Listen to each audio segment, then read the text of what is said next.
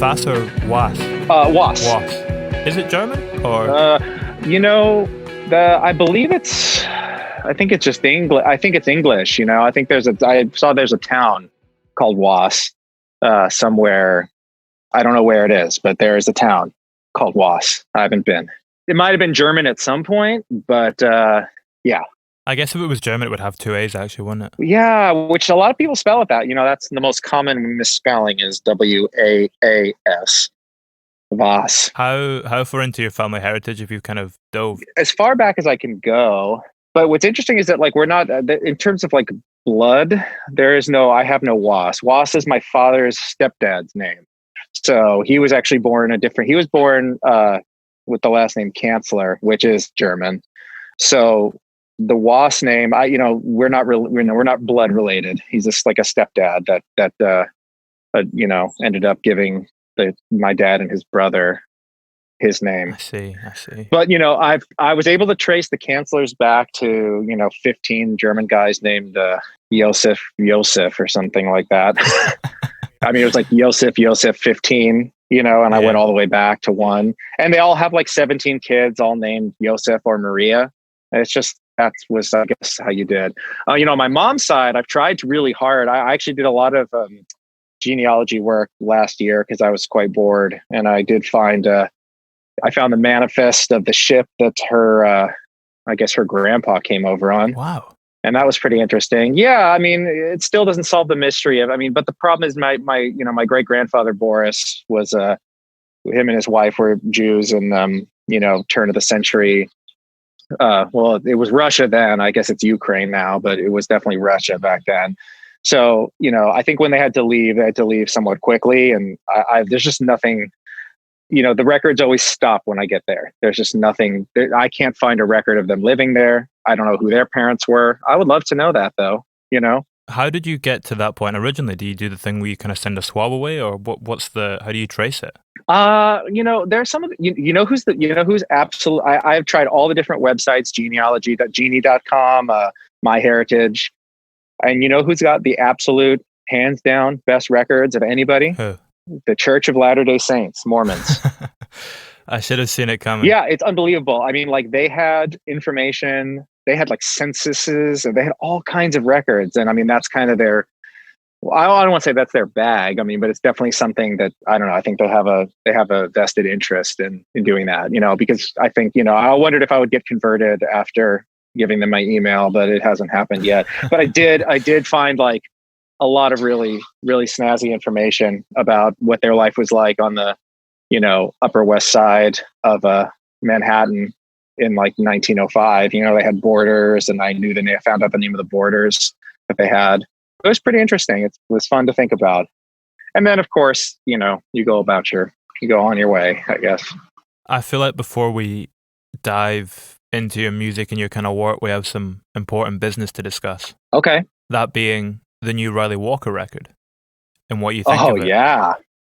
Oh, I mean, it's fantastic. I mean, it's awesome. I think Riley's cracked something here. I really do. I mean, I'm a fan of all of his records so far, and it's funny because I was talking with a friend about this the other day. I mean, the reason I got into him originally was this guy, he's got long hair and his album cover looks like, I don't know, like Vegan Fleece or something like that, or one of these Nick Drake kind of superimposed, green field with a hippie looking dude. And the music was so great. And I was like, oh, and then I remember I started finding his social media and I was like, oh, he's kind of there's something else going on here. He's not really that, is he? And then as his music grew, I really appreciated the kind of post-rock influences. But I feel like now what he's embraced is the prog rock. And that's the side of him that I think no one's really seen yet, which is that he is a big prog head. And I think people are going to see that. I think honestly, I think the record sounds like a Genesis Fish album, and those are two of my favorite bands. So I'm super stoked about it. I think it's his best album yet. I think it's the most Ryley album yet. Have you heard it? The one that came out a few days ago, the kind of jam band record. Exactly. Yeah, well, it's interesting because when I was initially drawn to him a few years back, it was because of his kind of beautiful voice and the kind of profound lyricism. Yeah. And this doesn't have either of that. but it still feels completely him, and you still get a complete sense of his personality. It's fascinating. Yeah, it is fascinating. He's such a fascinating artist. I think he's such a strong writer. He's one of the best. I mean, he's one of the best guitar players I've had the pleasure of seeing live. He's really incredible. He's incredibly talented. Where about did you catch him live? Oh, I've actually seen him a number of times. So I first saw him live. It's all been in LA, but I saw him. God, it must have been 2018, just at a little club, and it was great. And then I got my friend Mark Duplass into his music, or we both sort of got into it concurrently, and we had this fantasy of oh, what if we could catch Ryley on a tour date and we could actually just have him come play the Duplass Brothers office. So we actually we reached out, we made it happen. He was like opening for Richard Thompson. And when he came through LA, we set up this show. It was like just us. And I mean, we actually got quite a few people there, just but all friends, it was not like an open show. And we saw him play in the living room of their office, and it was awesome. And then when he came through on another tour, when he was playing with like a trio, and it was really out there, I saw him at a place called Zebulon here. So, I mean, he's a friend. He's a wonderful musician. I really try to catch him whenever he comes to town. I mean, if there'll ever be a live show again, I'll go to it. I imagine the atmosphere when you're in that office, that kind of living room space, and it's just a small collection of people, must be something pretty magical. That was a special night. I wish I could go back to that night. I could do that night all over again. It was really something. And he played such a great set too. It was just him, and it was a solo acoustic set, and it was really special. And I was really excited and happy to to not that he needed, like he's a big enough artist, but to expose him to people that like didn't know his music was a real joy, and they all really seemed to like it. So it's funny you brought up Mark as well, because in Creep 2, you kind of have that jam band song in a similar kind of, not in a completely similar vein to his new record, but it's got a similar thing going on. Yeah, that was just my opportunity to really honor the jam band fan that I once was, or maybe once will be. I don't know.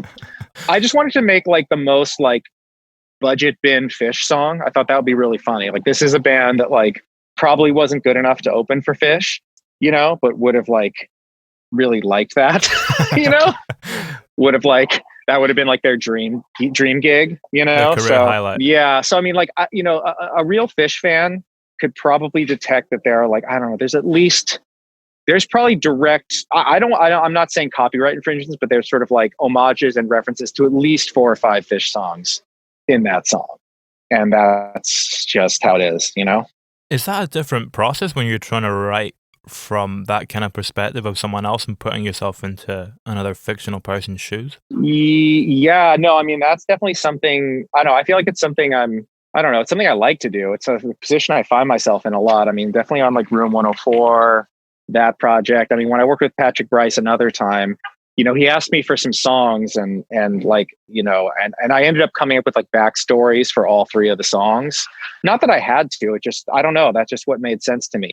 He wanted the song, and rather than just make it like some Julian Wass song, it became something else, and then we collaborated and tried to figure out what label it was from, and like, so I don't know. I feel like, I guess like it points to like a philosophy that there's real songs and there's fake songs. And when I think of a real song, that's like a song that somebody wrote for the sole purpose of like writing the song, and whether someone else likes it or not is really like not integral to the song itself. So it exists, and then there's like, you're working on a movie and they're like, we really need like a 70s song here. We need like a song that sounds like some 70s folk, or we need some 80s smooth pop song. And like, for whatever reason, maybe they don't have the budget to afford something, or they don't want, they want something original. And, it's like a fake song, and I don't mean that in a derogatory way, but I don't like listening to a fake song in a project and I can tell that it's fake. Like, I really want to feel that it's real. And for me, like, even, that means if they need only 5 seconds of the song, I'm going to do the whole song, because it's got to have the energy that there was like 2 minutes before this 5 seconds and another minute after it, or else it just rings. It rings as inauthentic to me. And again, it's more work for me. It's not like but that's how I do it. I don't know. If everything else in the kind of scene and in the picture is completely authentic, though, it sticks out like a sore thumb when you put something in like that feels a little bit false. That's right. And I want it to be loving. I mean, even if it's supposed to be making fun of like, I mean, there's many ways you could sort of make a fake 90s jam band song, you know, and like, I would say most of them would involve sort of taking the piss, you know? I mean, like, I think like, you know, South Park has done this a few times and it's definitely geared towards more. I mean, those guys obviously must have some fondness for jam band music because they know enough about it to make a decent parody, but it's more about saying that this music is kind of bad. And I'm saying like, yeah, this music has a lot of really silly qualities, but I love it. I love the music and I want to make like a loving parody of it. You know, that's all the difference to me. So I like, that's kind of how I approached that song, was that like, I like went to Fish concert in high school. You know, I was a big enough fan. When I went to the concert, oddly, I only went to one concert because I had no idea it was like a hippie thing. I was like a nerd in high school. Like, I just thought they were like I thought they were like a goofy band. You know, I'm like, oh, these guys are funny. They have a song about like the Golgi apparatus, and we were studying that in biology. And I got into it. And then me and my friend and my girlfriend like loaded into her car and we like drove up, you know, to like about an hour and a half to go to their show at the fairgrounds. And I was like, you know, I got out of the car and like someone offered me drugs right away. And I was like, what's going on? Like, I was like, what's going on here? You know, like I just had no clue, you know, it was like 1997 or 8. I don't remember, but it was before like I had any, like, there's no web to sort of like understand all I had to go off of was like the records, you know, and I liked them and I thought they were fun. I didn't really know anything about the Grateful Dead or that whole subculture. So that's why I only went to one show, because I was like, you know, this is not what I thought it was going to be.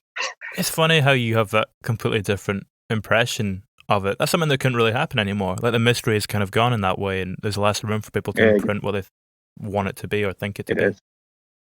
Absolutely. It really is. You know exactly, probably, I mean, there's many ways to know exactly what a Fish concert is going to be now. You could watch one on YouTube, you know, and you'll know, like, there won't be that same. So it's fun when there's surprises, I guess. Anytime there is a little bit of mystery, it can be very fun. It's rare, though. Do you ever jam with directors that you're working with or people you're collaborating with? Like play music, you mean? Yeah. I mean, Mark and I jam a lot. I mean, we just love jamming. You know, we've written a couple musicals together, so jamming is a big part of our creative process. I'm trying to think if I've jammed with anybody else. I don't know. I'd like to. I mean, I like jamming. Jamming's fun. I don't do it a whole lot, you know. I jam with myself. That was something I did a lot in the pandemic, was like set all my keyboards up and just kind of like jam like I was like Tangerine Dream or something. And that's fun. But I'm kind of a loner, you know. I've been in bands, but I don't think I would be in another band ever. It's just complicated. It's hard to be in a band. If I could be in a band with like myself, like clone myself and be in a band with that person, I would do that. It's a big commitment, being in a band. Oh, I thought you just meant cloning yourself is a big commitment. That too, yeah. No, it's true. No, it's true. I mean, that's like, yeah, I mean, like, I loved being in a band, and being in bands was really fun. And it definitely felt like more of a young man's game. But once I got married, I started to feel like I'm already married to the person I like, you know, chose to be married to. And it feels like I've got this almost other marriage with the band. Not that it was like, you know, it wasn't romantic or sexual, but it had a similar, and it needed attention. It needed therapy. It just needed so much that I was like, I felt like kind of like I didn't have the energy. Being in an actual marriage with another person, you know, I felt like I couldn't be married to the band anymore. I do think that like the really healthy bands that go on for a long time seem to have like a very good way of they work on it. It's a relationship that requires work. Is that healthy for the individual though? If you have that kind of really tie to you? I don't know. I mean, like, I've been wishing and praying for a new Blue Nile record for many years. And from the sound of it, it sounds like that, you know, maybe that was a relationship that made beautiful music, but wasn't great for the individual. I mean, they're just my favorite band of all time. They're Scottish, right? They are. Glasgow, I think, if I recall. They're Glasgow. Yeah, they're Glasgow. Yeah, they're wonderful. I love them. But yeah, I mean, like, they've put out only 4 records in, you know, almost 40 years. The last one was 2004. And I just get the sense that, you know, as much as we think that it just sounds beautiful and emotional, it takes a toll, you know, and it's not something any of them are interested in doing. So, you know, we'll just have to keep waiting or not.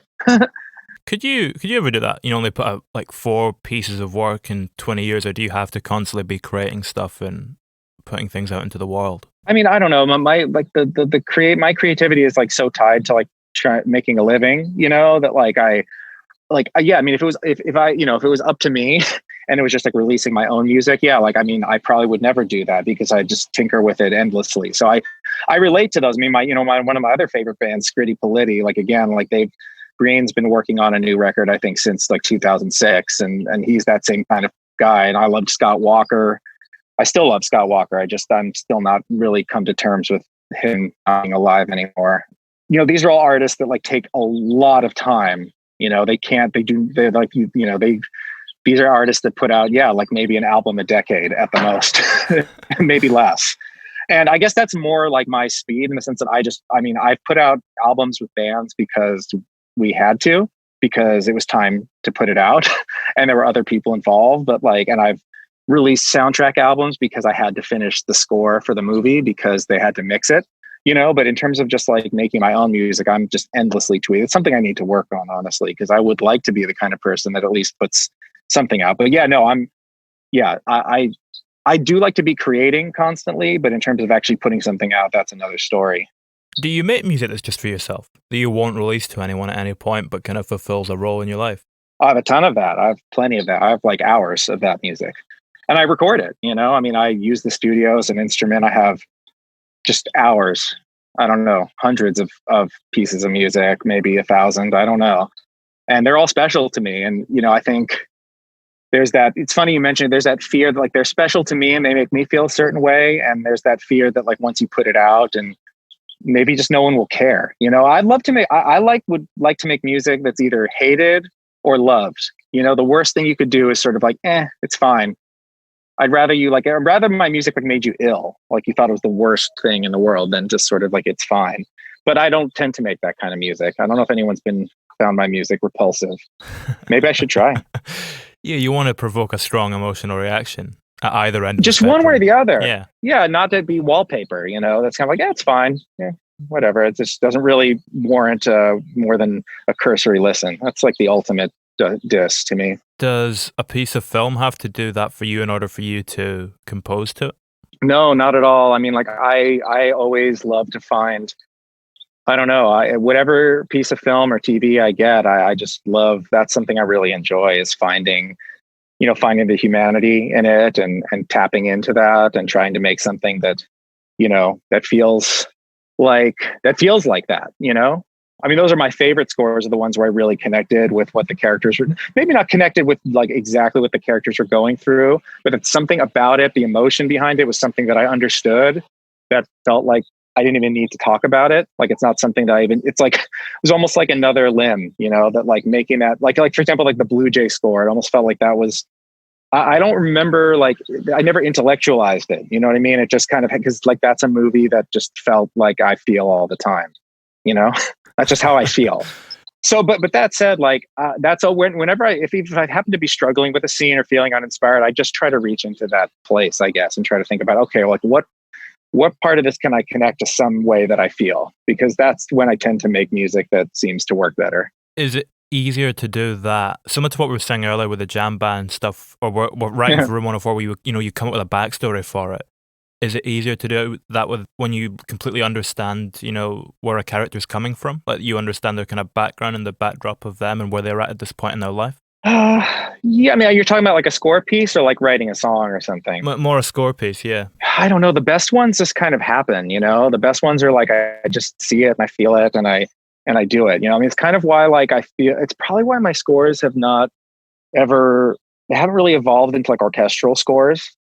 They just haven't, I mean, like, part of it is situational. I just haven't had the opportunity, and the projects I work on don't really require that. But it's also like, I seem to do my best work, or at least what I think is my best work, and what people seem to respond to, when it's me kind of like feeling my way through something. And as soon as I'm sort of trying to think about instrumentation beyond what I can play, or, thinking about how am I going to get this to somebody who could, because I'm an idiot with musical notation, I mean, I know a lot about music, but I can't write it out, so then all of a sudden it's like, now I need to think about, it becomes intellectualized, and that's been a block for me. I don't know. I mean, maybe it's a challenge I should try to power through, but I do think that that's probably one of the reasons why that hasn't happened for me, that I've sort of gravitated towards like the little sort of, I don't know, the little tiny shadow box universe of the kind of music that I don't want to say it's easy for me to make, because that's not like I like to do things that are easy, but that's the thing that feels like it comes straight from wherever, the place that music is made, Yeah, it's very organic. Yeah, it is organic. And some people would say that my scores are not organic because they're very electronic, but I guess I don't agree with that organic, a lot of really nasty chemicals are organic too, Yeah. Something, you may not want to drink it, but it's organic. Yeah, that's a fair point. Is it, I guess as well, the thing with the films that you composed to, you're referencing Blue Jay there, a lot of it is very kind of under the surface, if you know what I mean, the kind of energy of it. Is that a similar thing you kind of look to parallel in the score? Are you trying to create attention in a similar way? I guess it really depends what the scene wants. I mean, I guess, again, like I've ended up working with and gravitating towards filmmakers who really want like the strength of their writing and direction and performances to kind of speak for it, right? And they tend to not want the music to really push you to feel a certain kind of way. The way that, like, it's funny, you go back and watch like an old movie or something, and the score is really narrating bit by bit how you're supposed to feel as the scene progresses, and it's not the kind of work that I've been hired for. It tends to be more that they want things that make you feel, sort of get you into the world of the movie or get you into the feeling of the scene. So, but that said, I mean, like there's a functionality to it that sometimes people are like, this isn't working the way the filmmaker might say to me, this isn't working the way I wanted it to work. It's not as this, or it's not as that. And then I know tricks or like little things I could do to sort of, make it feel more emotional or it's hard to make something more funny with music. That's definitely challenging. Sometimes people are like, can you make the comedy land? I was like, I've done it before. I just don't know how to explain it because it's like, I mean, Looney Tunes music makes it more funny, that like Carl Stalling stuff that's like really off the wall. That's pretty funny, but that's not what they mean. I guess because they both have such a rhythm to it, like the images and the music. That's true. I mean, sometimes music, it's sometimes what is it, the music, maybe they have temp music in there that is really not funny. Sometimes like, there's certain instruments that are not funny. And so maybe you just pull those back and just have some percussion. And that tends to be the funniest, I guess that's why they do that. Ba-dum-bum, because like percussion's funny. There's something inherently absurd about it, I guess. Maybe something to do with just letting the images do the work as well when it comes to comedy. Yeah. Yeah, exactly. It's gotta be. But yeah, no, I mean, there's a lot of function. I mean, I find that like, I guess like I'm really idealizing the process. I mean, I like at the core is like, I'm just trying to feel my way through it. But yeah, there's always some sort of intellectual pursuit, I guess, of like, oh, like we need to make the scene feel faster. I know how to do that to an extent, or at least even if it's not any faster, make it feel a little bit more exciting. Those are all things that I can do and that I like to do. At what point in the process do you kind of identify that pursuit at the heart of a scene? I mean, it's usually like when we do the spotting session, like we'll sit with the director. Well, back in the before times, we'd sit in the same room and watch the movie and pause it a lot and talk about what any particular part of the movie needed or what this scene needed. And, and then I'd take detailed notes and I'd try to get an idea of what they're looking for, and I just try to give that to them, and that's when I start to get a sense of like, what they're if I do need to push the needle, where we need to push it to. If it needs to feel more peppy or it needs to feel less peppy, at least those are some things that I can bring into my work. So yeah, I mean, that's usually, I mean, now we do it on Zoom, which is the same thing really. But I don't know, the temp music is a big part of that, honestly, because like I think, and a lot of composers hate it. I kind of like it because like I find that anytime like I've spent a lot of time talking about music without actually making any music or hearing any temp music that the directors or editors have chosen, the worse, it's not good. I don't know. Like, I feel like I'll be talking about what I think the music is going to be, and they're talking about what they think the music is going to be. And we feel like we're talking about the same thing. And then you make the music and it like quite possibly could be like nothing like the imagination. So I do think that like, if they want to throw the American Beauty score on there, and we can at least talk about why that sucks for this scene, and we can build off of that, it's so much easier, in my opinion. You know what I mean? Yeah. I love the American Beauty score, by the way. I'm not trying to slag it or anything. It's just, that's a very common piece of temp music. but there's a reason it is, because it's like really weird. it's really weird, but also feels really normal. Like if you actually listen to it, it's like quite strange, you know? Yeah, kind of like the Badlands score as well. Oh yeah, it's definitely. I mean, that's and it's still it's all in that sort of idiophone world, you know, percussive melodic instruments, xylophone and marimba and stuff like that. There's something, I don't know, there's something special about those. That's the reason you hear them, and they're quirky, you know. When you did Miseducation of Cameron Post, though, Boards of Canada had been tempting, right? Yeah. Wow, that's cool. That's cool that you know that.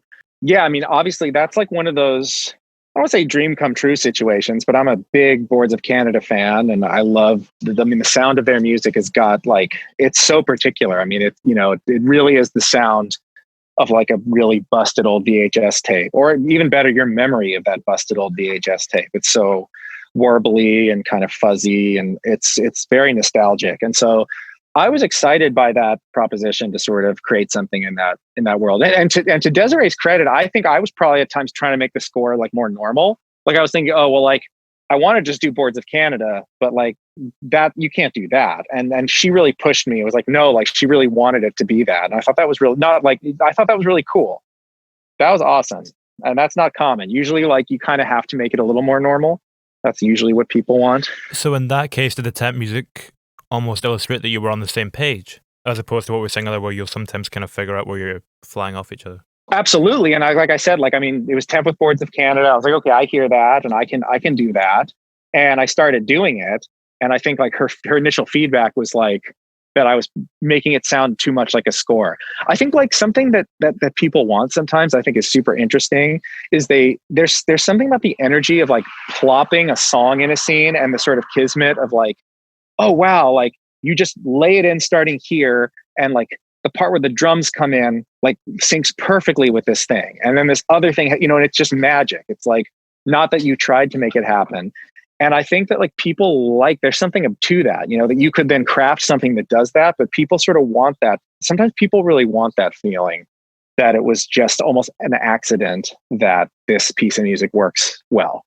Not that like you spent time like crafting and timing and measuring, okay, if I make it 103.75 beats per minute, I can have a cymbal crash on this thing and this other thing, and I don't have to do a wonky time signature, you know? There's a different energy to that. Yeah, it's quite a technical approach. Oh yeah, exactly. Yeah. It's technical, you know? So I think like people, I don't know, I seem to notice filmmakers really enjoy when the score can still feel kind of spontaneous or like accidental. And I know that Desiree, I mean, I don't think we ever discussed that, but when I finally like cracked the code on that and started making stuff that she was really happy with, I think part of what she was happy about was that there was something kind of, I guess for lack of a better word, low key, as we would say out here, you know, that there's something low key, that it's not try hard, you know, it's like low key, it's laying in the cut, and it's like doing its job without like hitting you over the head. And it sounds cool. And there's something cool about that. Cause like, what's the coolest thing? You're like not caring, you know, like you're like, I'm cool. Like I'm not like sweating it, you know, and sometimes the music needs to just not be sweating it. That's very LA. Very, very, very Southern California. How long had you been doing the music for on Room 104 when you eventually directed an episode? We did season 1, and then we did seasons 2 and 3. Actually, those were shot all as a block of 24 episodes. Wow. So at the time, so, you know, my episode that I co-wrote with Mark and directed was in the second season. So I'd fully scored one whole season at that point, basically. How did directing that episode impact your understanding of what that show was? Oh, wow. That's a really good question. I mean, I think there's a little bit of a chicken and egg thing. I mean, I think one of the reasons I became like a member of the creative team of that show was that like during the first season, I really became intimately aware of like what a Room 104 was. I mean, because like obviously lots of people came. I mean, Mark knew what it was, and other, you know, then like Sid Fleischman and Mel Eslin, they knew what it was. But there was this notion of like everybody came in and kind of did their thing. And now, like when I was looking at the season as a whole, scoring episode after episode, I was like starting to realize, oh, okay, like every episode kind of has like this moment, the moment where it all flips on its head, or I started to notice this rhythm and like what a Room 104 was becoming. And that became very helpful and honestly, in terms of like, so I guess that doesn't answer your question. I mean, then obviously like directing, like just honestly made me like even more appreciative of the like incredible crew we had. I mean, we just had, I don't know if I'll ever be on a set with like warmer, nicer, more supportive people as we had on Room 104. And I mean, I was terrified coming in as like a director first time, and they supported me and helped me. And I mean, to say I couldn't have done it without them, it's an understatement. Interesting. I imagine that composing is more of an isolated thing, whereas it sounds like directing is more of a kind of community approach. 100%. I mean, composing, like, I mean, there are times when like a director or somebody will want to sit in with me. I tend to prefer not to do that, not because I don't like having them around, but like there is this like very delicate time when you're like when a musical idea is germinating, that even like kind of like a weird look could kind of like point you in a different direction. So I think sometimes it is important to protect that time, that creative time. You know what I mean? Like let that be really gentle and let it be really protected, so that there's no sort of let yourself sort of take it to a certain place before you share it. So that said, I mean, like, yeah, I've certainly done 99% of my composing work in my career completely alone, and I like it that way. But yeah, then being on a set and being so collaborative to the max. I mean, there's no way you could do that by yourself, at least not in that situation. You need so many people to help, Yeah, it was really different. You're really right about that. Do you feel like you're using a different side of your brain when you're on the set? Oh, absolutely. Absolutely. It feels like miles away, a whole universe away from like me in my music area, like, getting into like scoring something. It's so different from being on set. It's night and day. It's so different.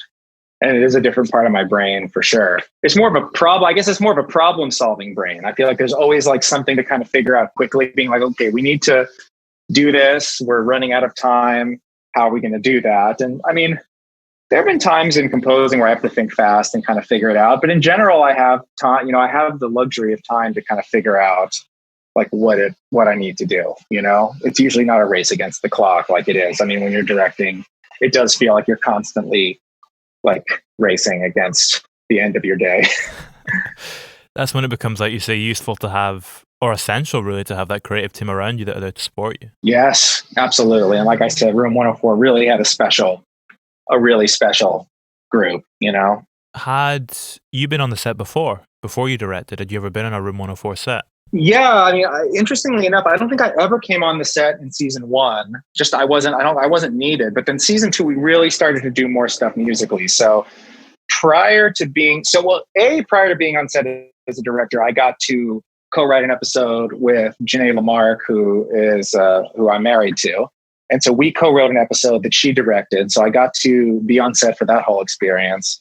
I think I was also on set for like a very strange day when I had to come and help supervise Michael Shannon performing a rap that I had written for him to do as part of an episode. And I feel like there was there was just a couple musical moments. But I mean, the time I was meaningfully on set was for the episode Rogue that Janae and I wrote together. Because I mean, I knew I was going to be directing. And I also just wanted to see like something that I wrote all of a sudden become real was like really trippy. So I didn't want to miss a minute of that. But yeah, aside from that, it's like I've come to set outside of directing quite a bit just to help with any kind of, musical moments.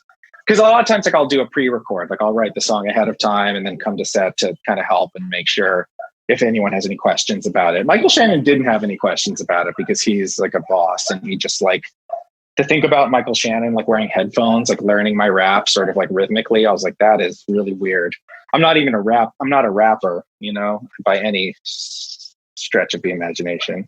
Yeah, he carries it off with some conviction as well. Yeah, I think he was kind of in character the whole time. I mean, we had a conversation. I think I was talking to like a Russian spy. In retrospect, I don't know if I was talking to Michael.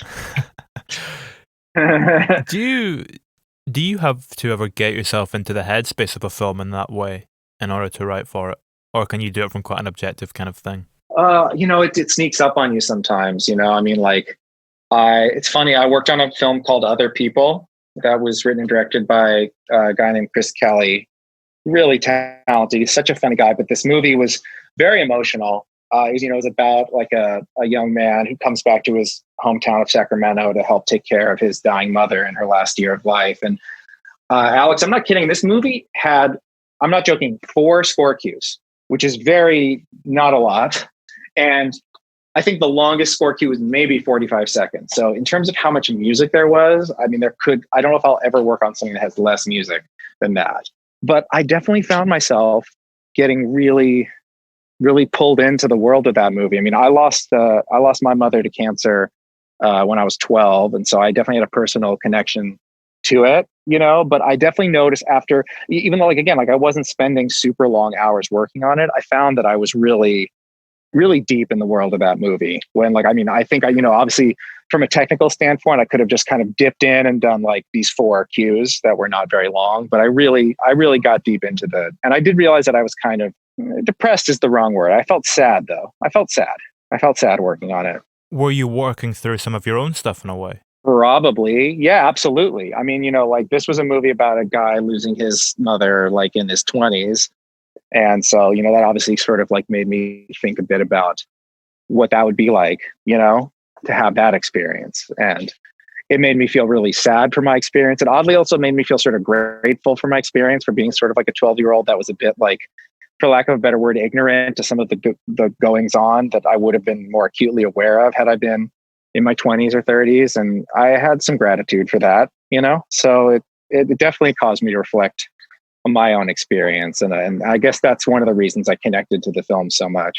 Has creating art in that way ever prompted you to self-reflect in a similar vein on other experiences in your life? Yeah, absolutely. I mean, it's like that. I feel like, I don't know, in some ways, like it's happened a lot since then. I mean, it's probably always happened, but there's always something I learned from any project. I mean, when I did this Lorena Bobbitt documentary series a few years ago, I think like there's this weird thing where it's like, okay, like we know the story. I've seen these episodes a number of times, and I think I really underestimated how much just the cruelty and violence of that story got to me. And I really was like, I struggled a lot, and I don't think I think that was a situation where I probably felt like I could maybe just dip in and do this more intellectually. But again, it got to me. I mean, again, the story just really started to affect me in a way that I just didn't predict, because again, I thought I knew the story pretty well, having grown up in the States, and that was a big thing. And you know what I mean? I imagine the end result is better as a result of that, though, possibly. I think so. I mean, I think it's like also important to know when it's a fine line, because I know that there are some artists who have to sort of put so much into any project, to the point that they take a hit, they take like an emotional hit. And sometimes that's hard, and it's not always sustainable. So I think like, again, I don't have like a philosophy about this. I don't have like a how to. But I mean, I think it's important to check in with yourself probably and know like when you're maybe like when your connection to the material is helping you versus when it's actually just causing you pain. That's a good sort of delineation. Only you as the feeler can know that. And sometimes you don't know till the cream's already boiling, and maybe you need to hop out and go for a walk or go look at some kittens or something.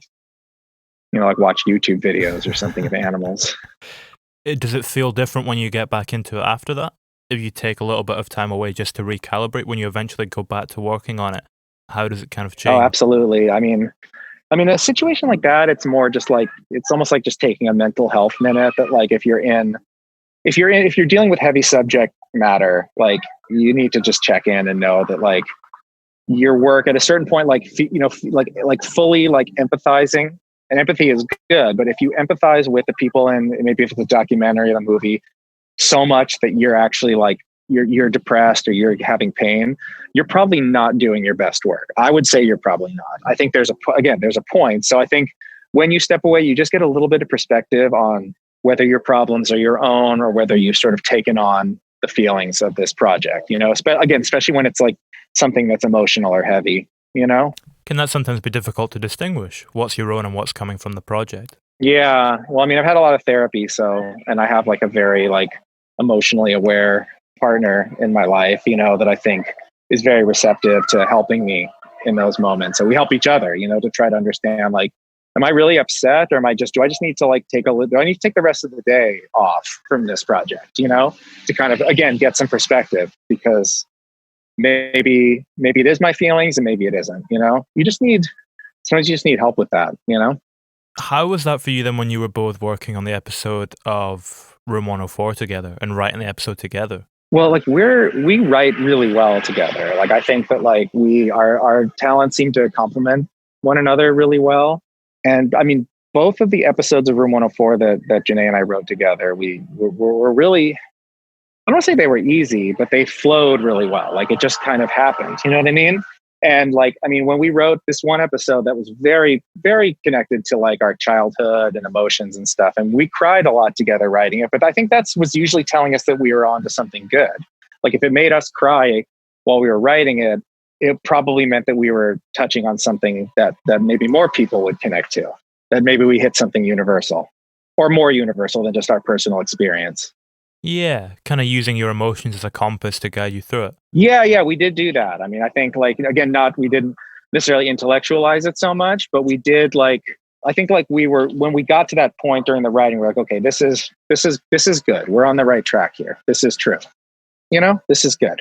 Is it a different process when you're working on it with someone like that who you have this pre-existing chemistry with too?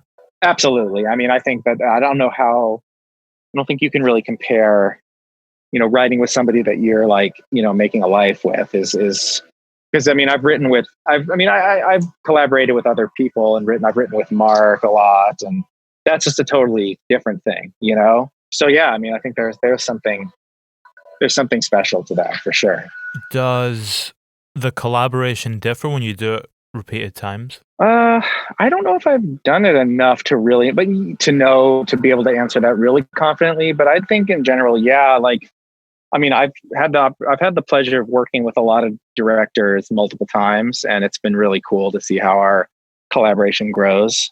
Because it's like you learn, you go off and you do other projects and you learn some new tricks, you learn some new ways of being, and then you can kind of come back and apply those. I mean, that's really cool. I mean, certainly, like, being a composer again after having written and directed, it's a whole other experience. It's very different. It feels very different.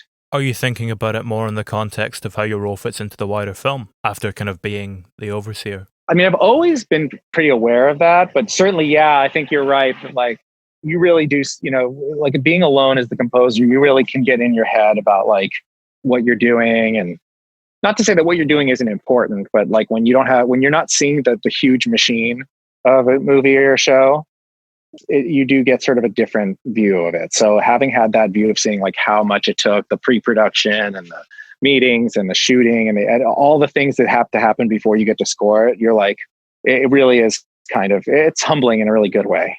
Maybe nice to be shielded from that some of the time as well, though. Probably. Yeah. I mean, I think like musicians tend to like want to feel like they're making a difference, and I think, the cliches that like musicians like really, musicians tend to like hear these things about their music that's going into a movie that maybe like they think are really important, but really maybe aren't important. I've certainly had that being like, oh, this one part, this is so key, this is so great, and I love it. And then the reality is that like, you're not making an album, and when it gets mixed, it's going to get mixed at an appropriate, unless you're working on like a Chris Nolan movie, I guess, it's going to be mixed at like an appropriate volume that like is probably not going to show off every single special detail of your music that you crafted from the ground up, and I think that's a very helpful thing to remember, that like the music really should communicate without having to be at like a loud volume. And if it has to be at a loud volume to be able to be communicated, then it might be served better being in a different medium, like on an album or something, rather than in the movie, Yeah, you're almost trying to communicate in a subconscious way more so. You're kind of in the background a little bit. Yeah. I mean, I don't want to say you have to paint in broader strokes, but like there are certain intricacies, especially like as like a, someone that's passionate about ambient electronic music, there are subtleties that like, frankly, it won't, once it's sort of like at the correct decibel, it might be it might not sound like you intended it to, not so much it won't sound like you intended it to sound, but it's just going to be something else. It's going to sound different to you. And I know that's been a very helpful thing to remember, that like there's certain sounds that really cut through and really make your point. And there's other stuff that like it's fun to do and it's enriching to like engage in that kind of electronic filter sweeps or these things. But then like at the end of the day, like with the sound effects and the dialogue and the mix, it's like not going to translate, you know? I think actors probably go through this too with certain like reactions or, you know, like that, like something that feels like you're moving mountains within maybe it doesn't translate the same to the camera. And that's a skill to figure out how to make everybody know that you're moving mountains. And I guess I'm always figuring that out musically, like what gets it across, you know? Yeah, kind of ties into what you were saying earlier as well a little bit, but how there are certain tricks that you're kind of aware of that you know you can use to get things into a certain spot and evoke certain emotions in people.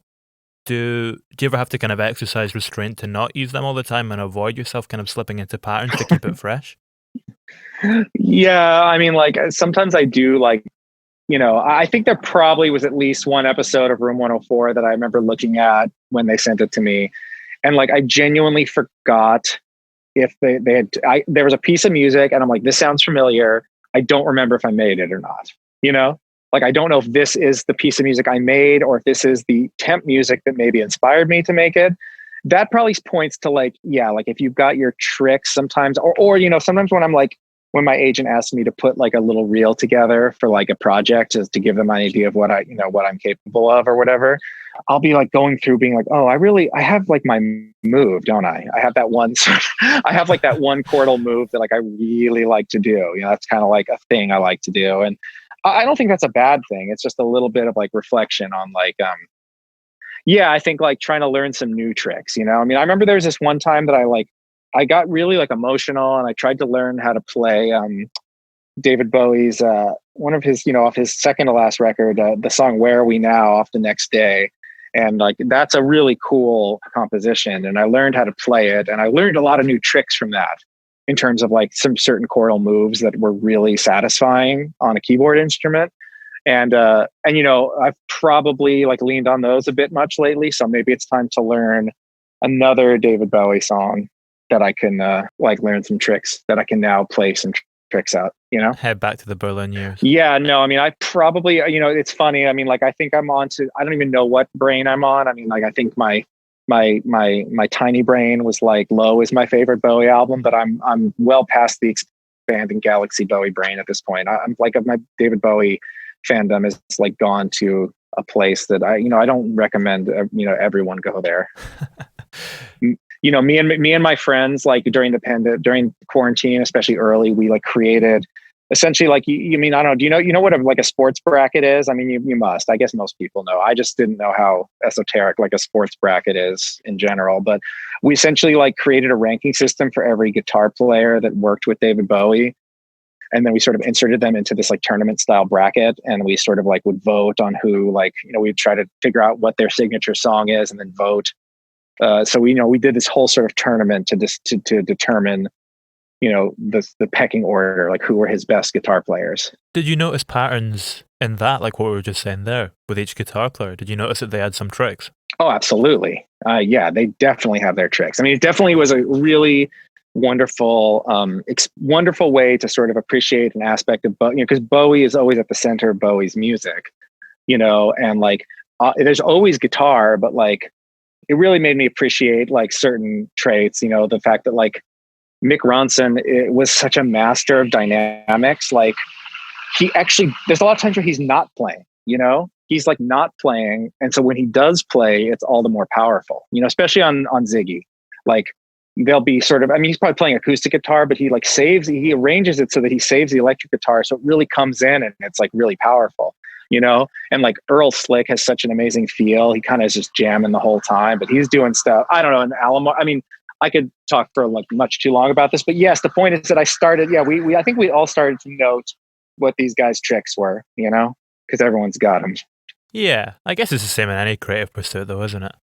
Yeah, you have your thing, but I mean, it's good to keep growing. Yeah, it's like when I'm doing this as well, I know that there's certain questions that I can ask that are gonna get a good answer, but you don't want to use the same ones all the time because it just gets a little bit, Sure. you know. Well, I don't know if you've got good ones, you might as well, That's because everyone will answer them different, right? That's the temptation, I though, hope isn't they it? do. Yeah. Well, I don't know. I mean, that's what James Lipton had, right? Yeah. Or I guess it wasn't his invention.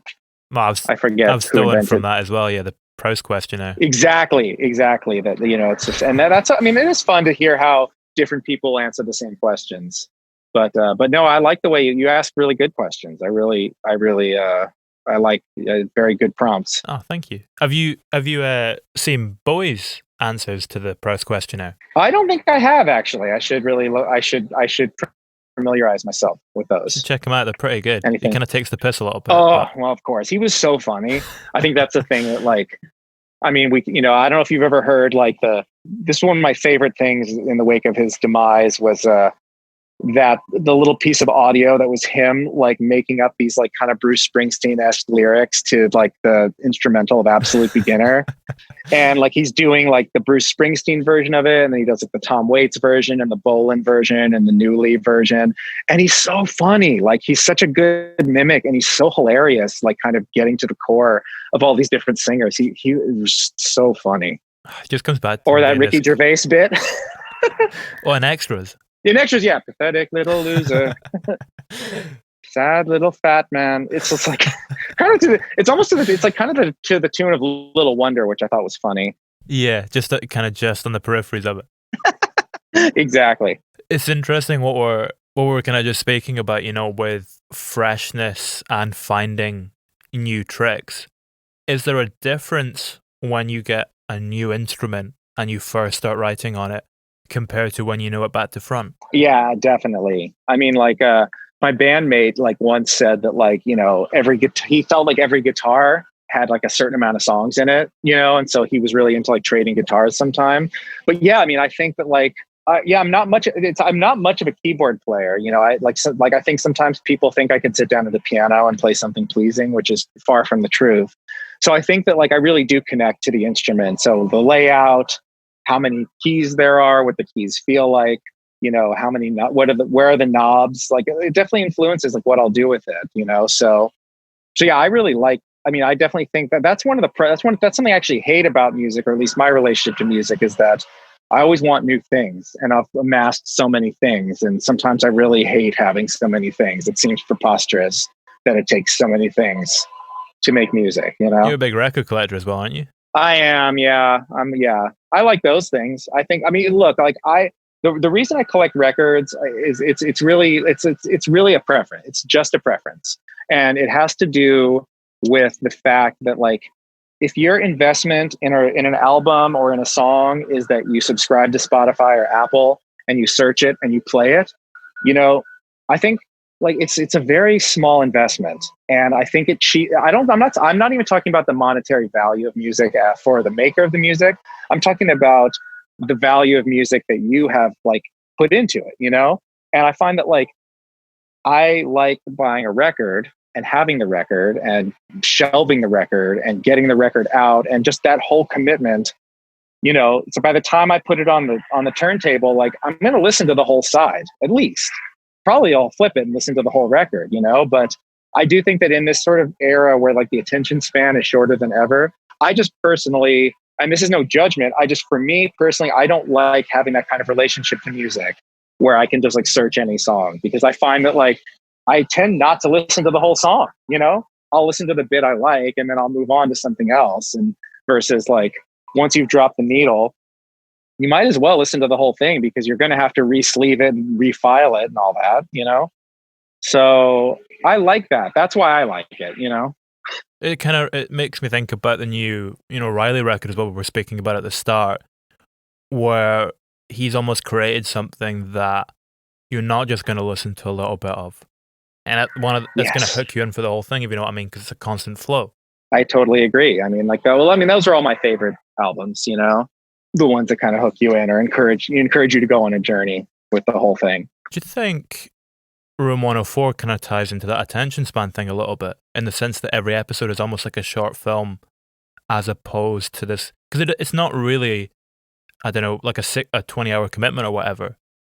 It feels more like lots of little commitments, as opposed to tying yourself into these characters for a whole span of time, you know? Well, it certainly helps in getting like friends and family to like agree to watch the episodes that I've worked on, because I always can tell them, hey, you don't have to watch the whole scene. No, you don't have to watch the whole series.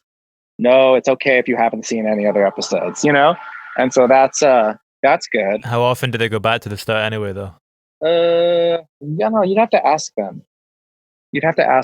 I'm not sure. I'm not sure.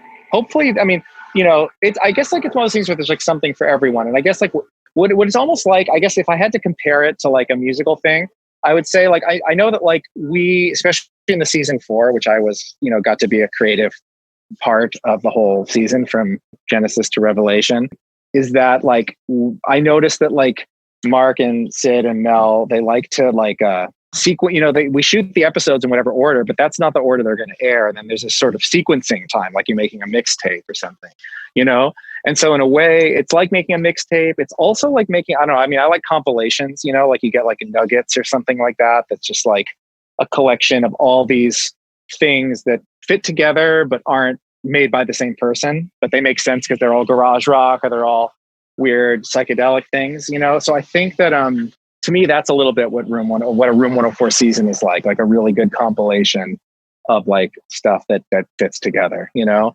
if it's not all, you're not getting the same tone even, or the same genre. So I guess it's more like a mixtape in that regard, because nuggets would probably all be the same genre. That's when you notice different things about each episode, though, isn't it? When you kind of contextualize them in that way. Yeah, no, I've really enjoyed watching people sort of like think about that, Because I mean, it's funny because there are sort of like, this is a really funny thing actually that Mel noticed, that like when I was like posting on social media about the episodes of Room 104 as they would air, the ones that either I wrote or co-wrote or directed, I didn't realize that. She pointed this out after like 4 straight weeks, that like when I had posted about it, I'd begun everything I said of when I was a kid. And that was not something I did on purpose, but it just so happened that like everything I put into this season personally was really connected to my youth, and maybe there's something universal about that, but it's like with the Last Man, which was the sword fighting, the immortal, the sort of Highlander type sword fighting thing that we did with, that Mark wrote, I like was obsessed. The Queen was my favorite band when I was a kid, and I would love the Highlander movies, and I would like make Highlander movies like by myself, I had like a plastic sword, and I would like, I would like do There Can Be Only One and do all that stuff, and then obviously The Night Babby Died that I wrote with Janae, like, I mean, I was a huge gamer as a kid, and it was like, I mean, I still am a huge gamer, I'm not going to lie, but like that was important to me, and that was like some of my really special memories. So anyway, the point being that like, all of a sudden I realized like, wow, like there's this real through line of them like reaching back. And then that was not conscious. I mean, that was not something that I've been like, oh, I'm really going to think about thematically tying all these things together. It just kind of happened. I really did like, that did a number on me when Mel pointed that out. She thought it was so funny, and as did I. Is that kind of the same with the score as well? Like you'll write the whole thing and then suddenly you look back and it's become cohesive, just a kind of natural thing? Yeah, definitely. That definitely happens. I mean, sometimes I worry again that that's like a function of like how like I'm the hack and I have only so many tricks, but I don't know. I think there just ends up being a cohesion anyway.